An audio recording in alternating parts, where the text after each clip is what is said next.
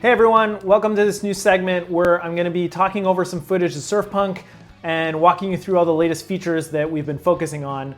This assumes you're already familiar with the game, so if you're not, check out our trailers, check out our devlogs, or go to surfpunkgame.com and then come right back here. All right, let's dive in.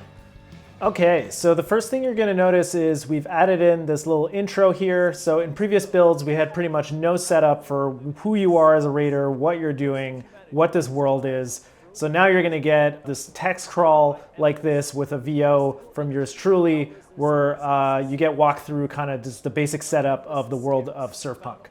Once you're on the ship, you'll get greeted by Captain Teza, and he's going to complain about the clothes you're wearing and direct you to Taki, the tailor, who's going to set you up with some cool threads. And then you'll get the customization menu where you can choose currently among 2 body types, various hairstyles, colors, skin tones. It's pretty basic at the moment. We are planning to really expand on this because people seem to really dig it. We also plan on adding voice options because right now there's only one type of voice. We will have more in the future. So one thing we've been working on and that we're really happy with the results is hit stops and hit feel.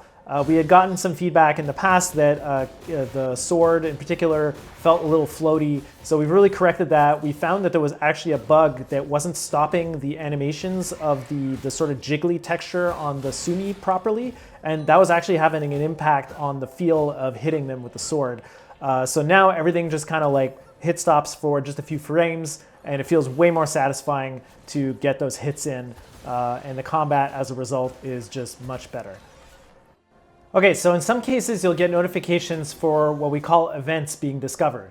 Now events are usually the telltale sign is that there's all this Sumi goop everywhere. We call this corruption. So some of the islands have this Sumi corruption on it, and if you go there you'll get this notification that tells you, in this case on Island 5, there is an ancient device. So this is one of our small side quest challenge type events. And what happens in this one is that once you activate the device, there will be 3 waves of enemies that are going to attack you, and if you defeat them within the time limit, there's going to be a trapdoor that opens with some special treasure inside. We currently have a few different events in the game at the moment, and we're planning to add a lot more. You may have encountered some of these if you've played in our previous playtests. We still have the same ones, but the ones that are there, we've made sure to have like much clearer feedback for players so that you have a better understanding of what you're doing. And why? Because we were noticing that players weren't quite grasping what they were all about. So we're constantly iterating on the way the map functions and the way it looks. One thing that we've been toying around with lately is the idea of like, what can you see through the fog of war? So in this case, we're experimenting with possibly showing areas of corruption so that you have an indication of, oh, there might be an event or a challenge here or there. We've also added a tab on this screen so you can go to the inventory and see directly what's in your backpack or versus what's on the barge. And things that are in your backpack you can drop using the X button. So this can be useful if you're deep on an island and far away from the barge and your backpack's full, you want to drop something, or if you want to just give something to your friend, it just adds a little bit more flexibility there. Last but not least, we've added a lot of emotes to the game. So now you have a radial menu where you'll be able to select different emotes with an accompanying VO. My favorite of which is called the land swim. It's basically a swimming animation that you can use on land.